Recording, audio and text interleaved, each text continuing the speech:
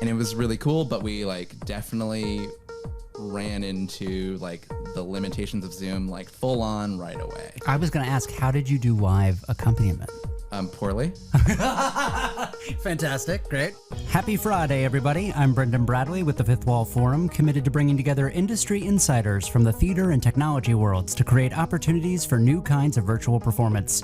And today I'm having a conversation with Corey Lubowich, a producer for Scout Expedition Company, Star Kid, and the Tin Can Brothers. Today's conversation is brought to you by the Fifth Wall Forum Discord channel, a robust community of hundreds of technologists and artists sharing job postings, tutorials, upcoming performances, and the home of Artifact Friday, where our mentors and collaborators share artifacts from their work, giving Fifth Wall Forum members a first glimpse at the latest in innovation in immersive storytelling. Find out more at our website at fifthwallforum.com. That's 5THWALLFORUM.com. And now let's get to the conversation. Welcome, Corey. Hey. How are you? Doing great. Doing great. Thriving. Yeah. Thriving. You have actually been thriving, because all I see now is what people are doing online versus offline, where usually we all commiserate with how hard the thing is. And now I just see how successful the thing is. While we all wallow individually. Right. I mean, starting right into it, where I wanted to have this conversation is that you've been a part of one of the things I've heard most about in Los Angeles in the immersive theater space, which is the Nest. And it's back, which is so cool and exciting. Congratulations. Thanks. Yeah, we're so excited to have reopened it after making plans several times and scrapping them to reopen. But yeah, it's great to be back doing in-person experiences and welcoming audiences through. We are what used to be sort of a liability in terms of our very low throughput and capacity is sort of turns a out to be an blessing now. advantage. Yeah, in that It was all purposeful all along. Exactly. That logistically making it sort of more COVID safe was not that difficult, because already people went through the experience either alone or with someone they brought. And there was like very minimal check-in sort of before going in. So inherently, there was very little interaction. Right. So for companies that are having to scale back operations that aren't used to something like that, what is the scalability to that? How have you all found success in taking such an intimate experience and allowing it to really thrive? I mean, not to say that it, this has been a good thing, but taking a pause, because we were in the midst. We opened the Nest, which I suppose I should describe what it is. That's probably, sorry. I always come at these things because I'm a nerd and I'm like, Yeah. I loved it. And they're like, what was it? No, it's okay. Because it also sometimes it like takes a second to explain, because the Nest is a lot of things, but also not quite any of those things. Okay. The Nest is an immersive experience here in Los Angeles from Scout Expedition Company. And in the experience, you are going to explore the storage unit of a woman who's passed away. And sort of that energy of going through someone's medicine cabinet, like sort of snooping through their things. And it's about what stories, what we leave behind in the objects that we collect and possess through our lives. And so as guests explore the space, there are a series of cassette tapes that they discover, because this woman was a journalist and kept this sort of audio diary through her life. So you're getting these sort of snippets of audio from moments in time of her life as you go through her things, and that sort of transforms the objects that you see and you interact with. So guests go through either solo, or if they choose to bring a friend, they can go through as a pair, and it's just them in the space. You go through, in terms of, we like to just say it's a combination of like immersive theater meets escape rooms meets like narrative podcasts, but it's also like not quite any of those things. Right. Because there's like escape room elements, but the puzzles aren't trying to trick you. There's no time limit. There's no losing. It is about it like exploring the narrative. Honestly, the closest analog is probably like point and click games, like point and click computer games, but like in real life. And what has the process been? You say, you were surprised at how you were able to spin it back up again with limited kind of COVID restriction because of how it's designed. Were there new design elements that had to come into remounting it now that you're taking in the last year plus of information? honestly, it's more operational than the actual experience or design of the space itself. Okay. And part of that was, more cleaning, which is easy. Right. The experience itself, people are solo in it. So there's like very minimal interaction, and we also just like increase the time between in between groups to be able to just like air out the space. Sure. And not go quite as down to the wire in terms of resetting between groups. It's mostly like the pre-show operational stuff that has been like re-examined and streamlined to help also like the changeovers and things like that, that sort of hitting pause on the production, because we opened the show in fall of 2019 and we're running it through up until March of 2020 and had been sold out because, again, our capacity is right 2 an hour. And hitting pause on that, we sort of re-examined all elements of the show and sort of stopped and like, okay, what's working and what's not. So we reevaluated like individual like elements of the actual experience, but a lot of what we did was sort of streamlining the check-in and the onboarding and those sort of things to like have it so that people sign a waiver in advance. There's no reason to waste time in person or having them touch a thing. And just sort of automating that, more and more automation of all those things that we were still spinning up at the beginning, that taking a pause helped us sort of reassess all of that and, you know, glue it all together on the back end with like our ticketing and Airtable and Zapier and all the like internet duct tape. Right. So, but by limiting these encounters, are you able to observe at all how the audience is returning to the show? Like, because you have the data on both sides, I'd be fascinated, this audience that has been kind of like pent up and stuck at home for 18 months, are you seeing a difference in how they come to the venue and interact with the experience? I think just inherently the nature of the show, it hits harder because now. it deals with grief or loss of some kind? And isolation, and also just this idea of like memory and being like cooped up in a small space, that as people have been very excited, especially when we first reopened. For a lot of people, it was their first outing at all. Wow. Because they were like, this is great. Like, I can sort of take my post-vaccinated baby steps into the world. I can go out and do a thing. I can be in a space that like is not mine. Yeah. Yes. And like that's always been this sort very of deeply with me. Yeah.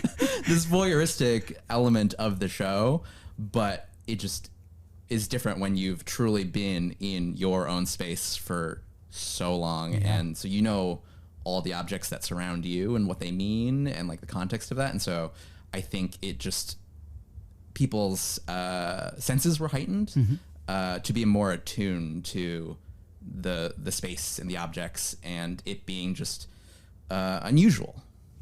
Now, you are very prolific in this kind of experience of these physical, on-site experiences, but you also have quite a cataloged virtually and online. I have met you for many years through the world of Tin Can Brothers and Star Kid, which are both, I would say both, you straddle both physical activations as well as a lot of virtual, but your audience is definitely an online audience that appreciates live performance. And you all have pulled off some crazy, amazing hijinks over the years, some of which I've been in the stands laughing my butt off and others where I've been honored to come play with you. I'd love to hear a little bit about what you all did with specifically Star Kid and Nightmare Time, because early in the quar, you and I were talking about virtual theater and kind of Zoom theater and the mechanics of it all and the OBS of it all. And you definitely took that torch and ran real fast and lit everything on fire. And fell real hard. Yeah. But no, the fire's out. We're good now. So early on with Star Kid, I produced this series called Nightmare Time. And a little context, Star Kid is a production company, question mark. We've been around since 2009, or like early days of YouTube, and we started with like just a fan made like a Harry Potter musical parody, posted online. The internet found Did what the internet does. Exactly. Yeah. And we've been producing shows since. I think there's like 12 musicals in the Star Kid canon now. And I like that you're looking to me like I would know.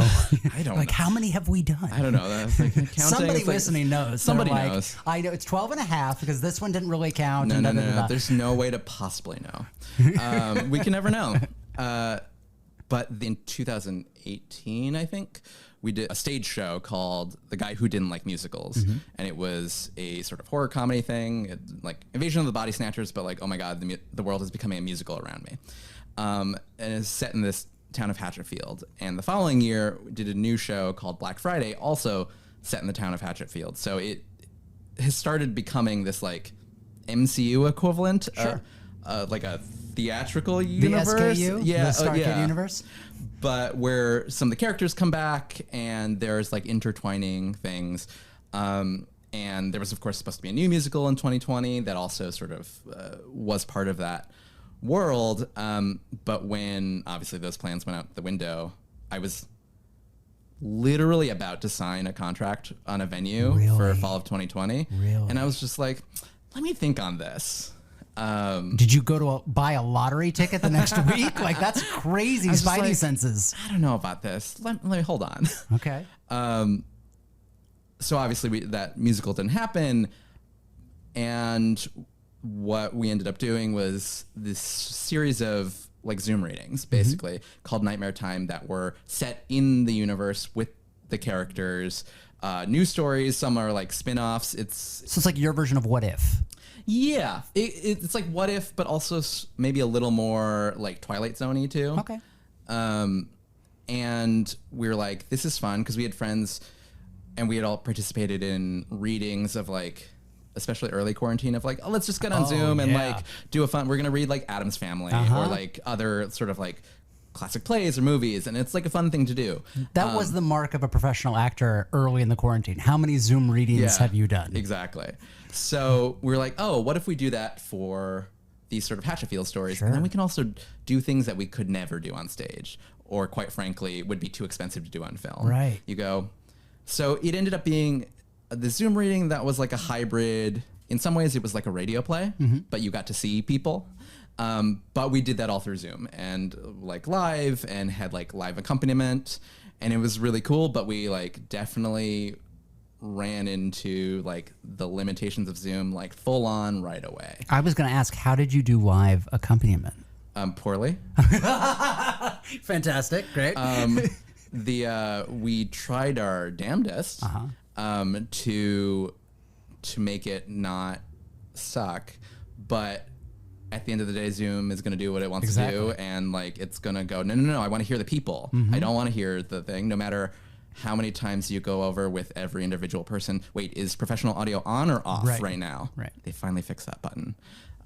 It's the little things. It's the little things. It only took a year and a half. To be fair, it was never designed to do It this. never designed to do this. Yeah, exactly. Well, and we like immediately did that. So like that, these Nightmare Time readings were not musicals, but had songs written in musical elements, and we, did the Zoombox animated like music video sort of thing. That would play either like between the different sort of stories as like interludes, but of course we're like, okay, Zoom video playback is not good. So like, okay, let's play it through OBS, virtual camera, through the thing, and that's going to be at least a little better, but we have to like make sure to spotlight that window. And so we're like, it was crude, but it was like fine. But of course we then had sync issues, and it worked though. But like the audience was there like, yes, we're here for this to sort of imagine the world of the show, see the actors, see like the performers, like in costume, like performing and like interacting with each other.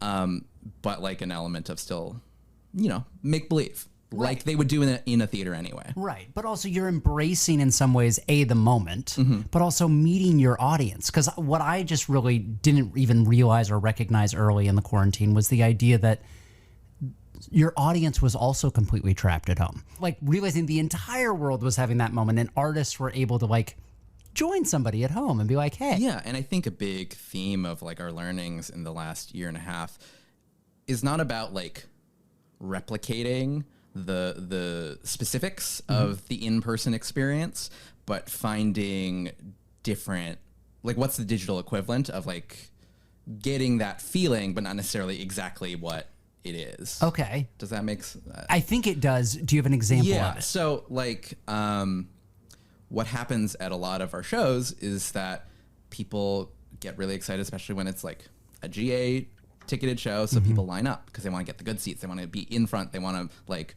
be close enough to see the like the spit particles. Right. They want to see the aerosols. Dangerous. Yeah, they want to see the aerosols. They want to see close enough to see that. So, but a side effect of that is that a lot of times also people come with their friends, but a lot of times people come solo because they're like, I don't have friends who are into this, but like I love this. Right. And then they wait in line, and then they make friends with people in line, and there is that sort of community that springs up because they're like, we both love this. Yeah. And even though they might be from opposite ends of the world, they can at least bond over this like one shared thing. And the thing we sort of realize is like, okay, for like the online virtual audience, for like what we do, where during the show we're not interacting with the audience, it is like more like traditional theater of like lights down, you sit and you watch. Right. That we don't need to have like cameras on the audience. We don't need to see them. They don't need to. That doesn't necessarily it's a direct translation of the experience of sitting in a theater. Right. But it doesn't evoke the same feeling of that like communal response. But the chat does. That people still were able to meet each other from around the world. There was an event that they were like, oh, I'm going to show up here. I'm going to watch it. And they could like make friends in the chat beforehand, during the show, swap theories, swap handles to like talk later. Yeah. So that's what I mean, where it's not like a literal translation. It's like a spiritual translation of the in-person experience. I love that. And how have you now, because now that you are continuing with the Nightmare Time series, I believe. Yes. Is it virtual or physical or a hybrid of both? And how do you plan to bring those spiritual learnings into this new kind of collision of culture? It is mostly still virtual. Cool. There is an amount of in person for like the music videos. We have a little more flexibility with the songs and how we film those. Now that people can be in the same room. Exactly. Crazy talk. Wild. So where there's like some more flexibility there, but something we're sort of conscious of is that was like the first time around, it was like great. It was a success.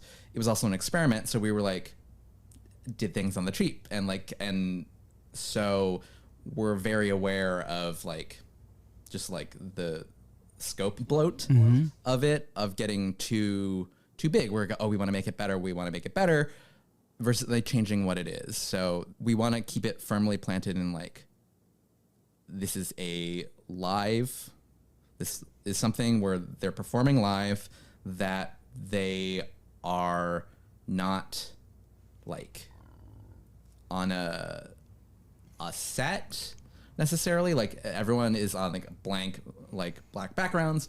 We are not doing it through Zoom, but there's still boxes. Okay. Part of that is like the ability to work with people who are not physically here, like across the country.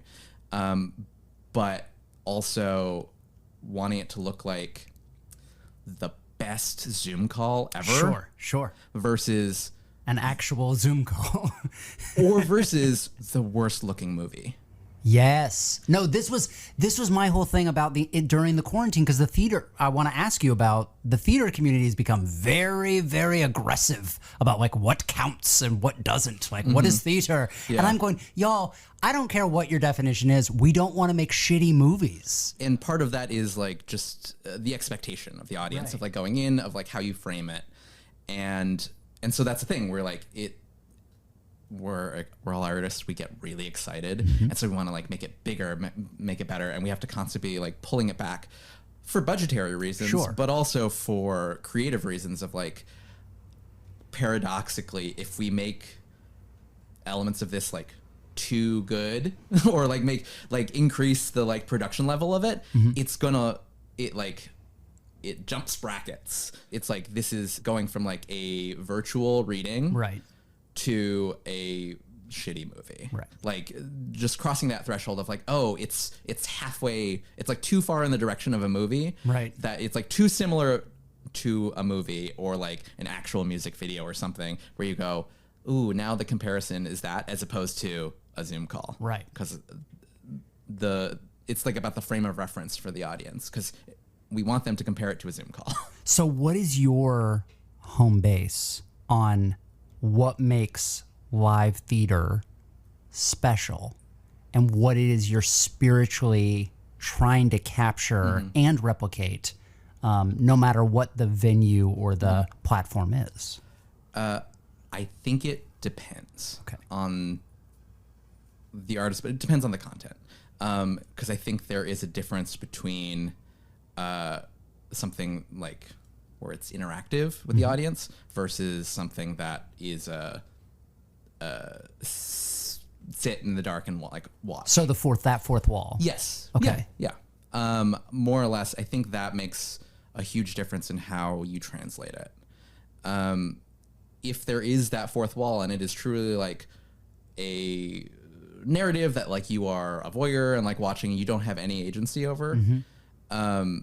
The biggest thing that we took away with what we do was that it doesn't actually have to be live. It just has to feel live. Oh, okay. And some of that And is. what does live feel like? I don't know.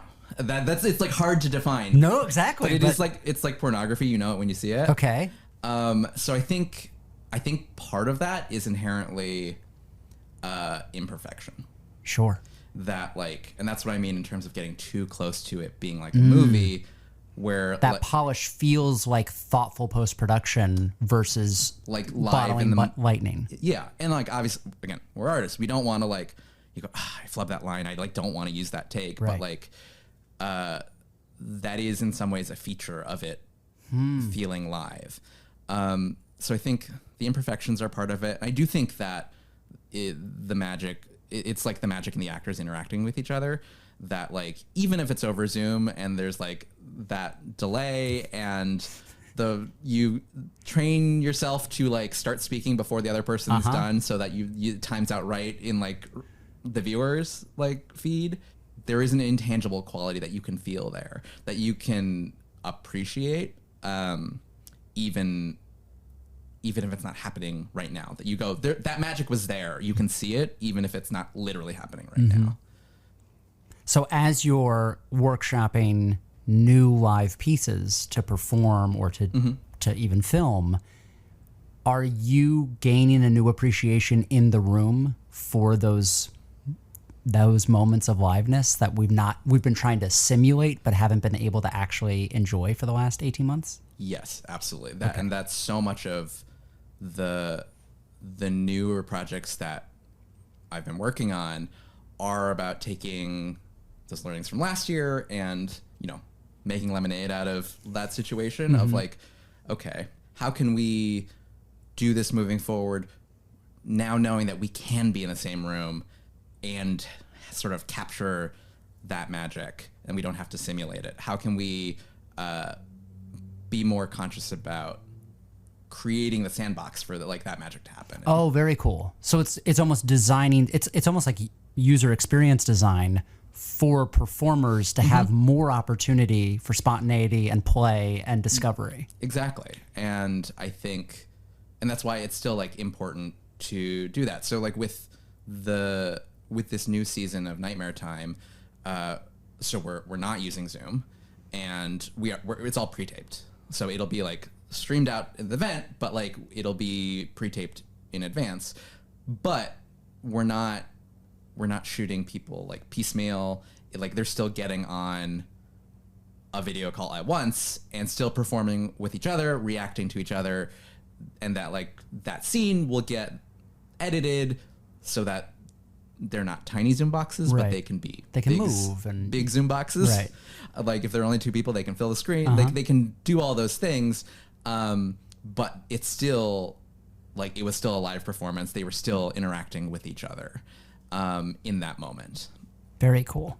Now, with the Tin Can Brothers, you all moved into a Patreon, what do you call that? A membership or a group or a club or but for a lot of people who don't know, it's OnlyFans without the complicated part. Yeah. Which is funny that now it's like that, because it used to be describing OnlyFans. It's like, oh no, it's Patreon, but with adult content. Right. But there's a lot of people in the creator community that I'm so surprised don't know about Patreon. Yeah. I'm always fascinated. So just to set that up, it's basically you can turn anything into a membership, and it often is artist.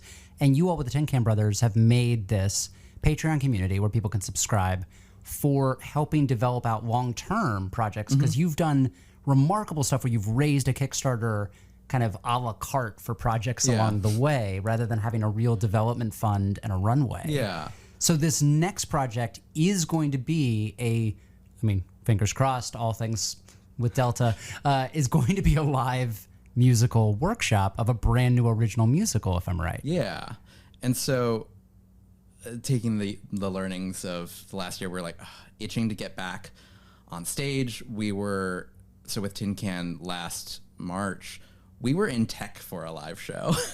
We were in the theater in tech when the stay-at-home order came through. I had no idea. Yeah. So we were, and at that point, we had already canceled the audience. Before any of that happened, a couple weeks before, we're like, let's call it off. Don't come.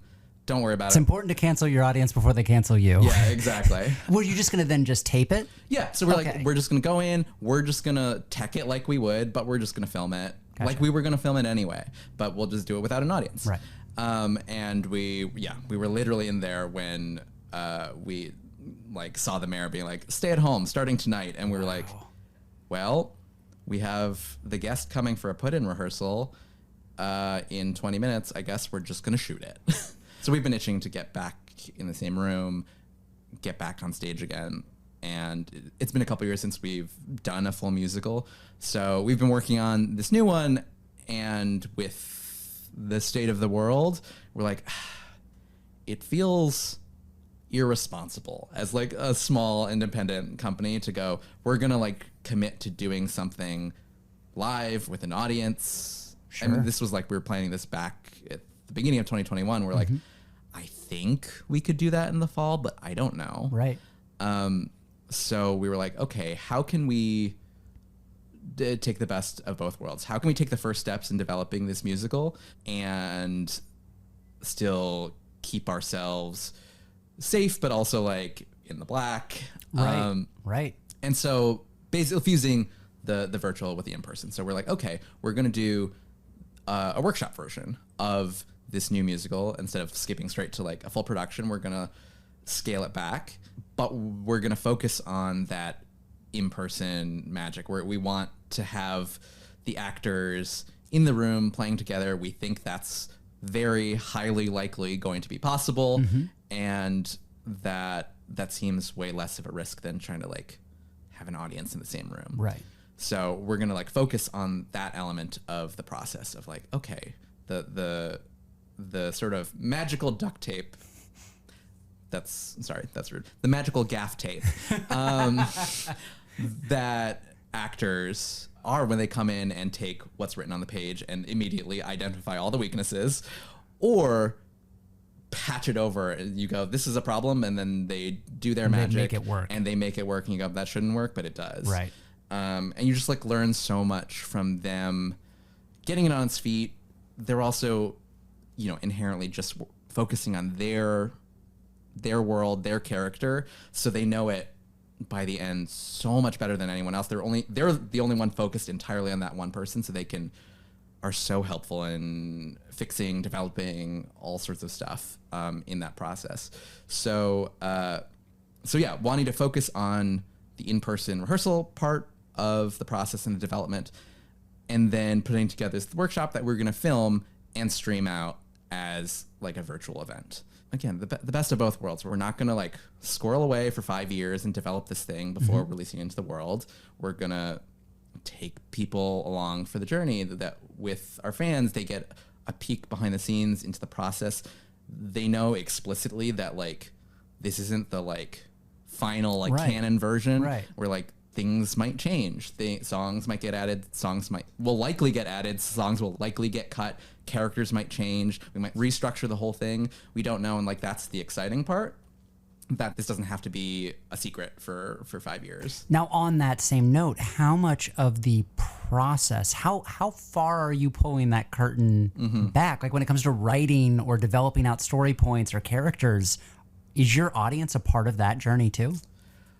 Not as much. Okay. That for us, it's that like delicate balance of course, being vulnerable and like open, but not too vulnerable and too open. I'm a perfectionist. I don't want to show anything until exactly. it's ready. And that's really hard for us because we want to like hold it all like super close to the chest. Right. And so trying to find that balance because, you don't want like people to judge it before it's really like ready. Yeah. And then you also don't necessarily always want to ask them for feedback that you're not going to take. Sure. Because that's worse than not asking for feedback at all. And so it's that delicate balance of like, when do we want to open ourselves up to that? And I think for us, that like after the show is actually going to be a more important time for us to sort of hear what worked, what didn't. The spiritual analog of in previews, sitting in the house and hearing what gets a laugh. Sure. We're looking towards that as like in different ways to sort of gauge that. How are you thinking about capturing that feedback currently? I think part of it is like the chat, like getting like gauging live reactions as it happens, because again, it's not quite the same because you're typing, but like still, if you've been on like these sort of like stream chats, they go fast. People like really stream of consciousness, they like put in what they're thinking. So I think that's part of it. More formal like follow-ups later. But also what's part of what we're doing in terms of bridging that the divide between the live and the virtual is that, so we have this sort of pre-taped product that was captured live, that everyone was in the same room. So like it's what we see from the National, or what we see from, any of, what do they call them, pro shots on? Yes, exactly. The kids call them pro shots. Exactly. So you're gonna have the pro shot. We'll see it. People can chat. We're still figuring out whether we're going to be more active in the chat because we're not going to be that's cool. Literally doing it's something. Like having the actors that come out on stage after the show, but they're just in the audience with you watching the pro shot. The thing is, though, we're also so the other thing is we're doing the thing afterwards of like the talk back. Sweet. So that you get the live captured product, like the show, that everyone can watch and you can like chat along with. But then afterwards, there's the option of attending like a talkback, which would be live, which with whoever's available, like definitely like us and the creative team will be there to interact explicitly with the chat and take questions. And again, I think in some ways, like the better version of like the sort of post-show talkback that you get in like regional theaters, right. Then the barrier to entry for people to like interact is way lower. Right. You don't have to like stand up, hold the mic, or like anything. So that's sort of what we ended up trying out of necessity after our meltdown lap project last year.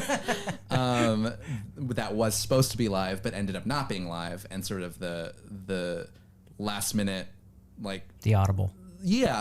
Partial solution was like, okay, we're gonna stream out the live captured version, but then we're gonna do like a live talkback Q&A afterwards, and sort of again get the feeling of both, where they get it's a combination of like that talkback, it's a combination stage door like experience along with actually like seeing the show. In some ways, you're describing that when that fourth wall is intact and it's a spectator experience, then it's fine to just stream it, whether it's pre-recorded or not. And then what you're inviting them is for the actual interactive part.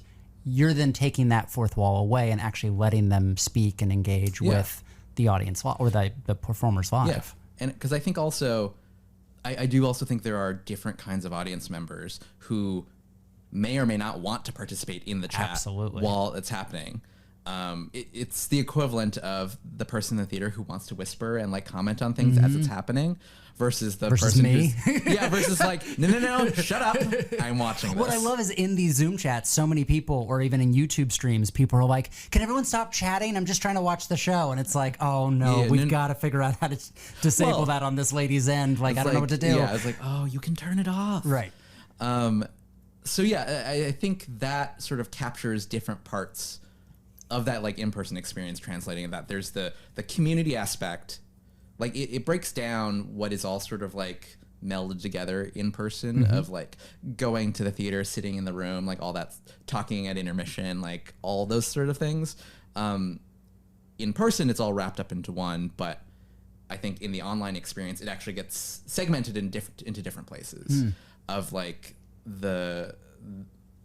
if you do like a post-show thing with like a live interaction versus like during the show if there's a chat thing or like sitting back to watch. You have to like build the stage door if they're going to line up at it. Yeah, exactly. Who have you seen do it really well? One of the things I saw that I really enjoyed was Inside the Box. At the Geffen? Yeah. Inside the Box, yeah. Inside the Box. Inside or out? Inside the Box. I mean, it was Inside the Box. Outside the box. No, we were all in our Zoom boxes. Right. Like, yeah. It was created by magician, crossword constructor David Kwong, and it wasn't necessarily a play. In some ways, it felt like being in a live game show. Yeah. There was like some storytelling elements to it, but there was all these puzzles and things and magic that you did at home, and that you were also on screen, like in the boxes. And so there were interactive elements where it felt like, oh, you've really earned, like, this has to be like live like this. I have to be on screen. He has to be live because he's asking questions. He's going to like pull up people from all over the country and do that like sort of game show and be like, where are you from? Like, what's your name? What's the answer to the thing? And it was so much fun because it felt like, oh, it was using the medium like to do something that like only could be done that way, if that makes sense. Yeah. And I thought it was just like super fun, and it didn't make me feel self-conscious to be like on camera in like the Zoom Space. room. Yeah. Because again, there was like a reason of like, oh, I am at a game show. I am on a game show. Gotcha. Like it's analogous to immersive theater when it's in person, where you go, okay, what is the role of the audience member because there may be the narrative of the show, but like really the protagonist is the audience member in an immersive theater piece. So you have to cast them in the play. In Sleep No More, they're a voyeur. Like that is their role. That is how they can act. In The Nest, they are themselves basically, but they are like an auction winner and they're exploring a storage unit.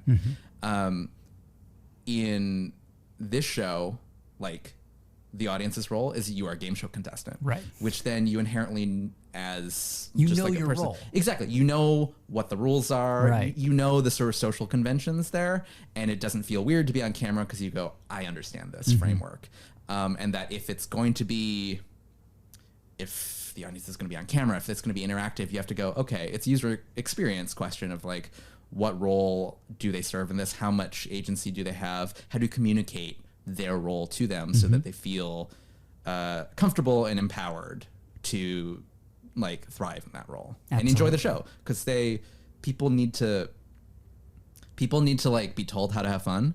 Absolutely. Like you have to like create the boundaries for them to have fun. Even something like Sleep No More, which theoretically you can do whatever you want. It's a sandbox. You go in there. Not really. There are rules on how you explore that space, how you interact with the people, and how they prime you to be like, fortune favors the bold, that like they want you to act a certain way. And they're like, this is how you're going to have fun, is if you're bold and go exploring. Right. So I think it does translate the same way. It's from immersive theater, from like tech, that it's user experience. Cool. Part of why we do this podcast is to signal boost out to the community what you're working on, what you're looking for, specifically how to find anything, a resource, types of team members that you're currently actively seeking for what you're working on. Is there anything you want to ask the community for? That's a good question. Do you want to make... I mean, yeah, there's one thing. Yeah. Money, lots of money. Oh yeah. No, but in terms of, I mean, this is like TBD timeline, but looking for like a 3D artist. Okay. For a project. A project. A project for a Scout Expedition Company, a future project. Cool. 3D to be fabricated physically or 3D to be fabricated virtually? Virtually. It's And is it an interactive virtual object or a static virtual object? interactive. Fantastic. Do you have a preference on what software or workflow that person would then use? No. Okay. It has to go into Unity. See, this is so helpful because there is a whole subset of our community that's going to go check. Okay, no, I'm more of an Unreal person, but I've got some background. Yeah. Okay, awesome. It would be going into Unity. Very eventually. cool. We'll see. Love it. At some point, Love maybe. it. We're playing. And how would someone or anyone get in touch with you because they're like, I'm just loving on what this guy's jamming on. Yeah. I want to support Tin Can Brothers. I want to support StarKid. I want to support The Nest. How do they get in touch with you? Yeah, I'm physically present, but not often mentally present on social media. Okay. At Corey Lubo, just across all the things, and through that I have links to Scout Expedition Company and The Nest, which is thenestshow.com, tincanbros.com for all of our stuff there, Team StarKid for all of that stuff, but I'm pretty Corey Lubo, Corey. Very approachable, very findable. Lubo is very findable. Awesome. Very Googleable. Corey, thank you for being approachable today and sitting down with me for this conversation. No problem. Thanks for having me. Thanks so much to Corey Lubowich for the conversation. If you want to join me on the show, find me online at the handle Brendan A. Bradley or go to fifthwallforum.com to find out more. I'm Brendan Bradley wishing you a happy Friday, and I'll see you next time.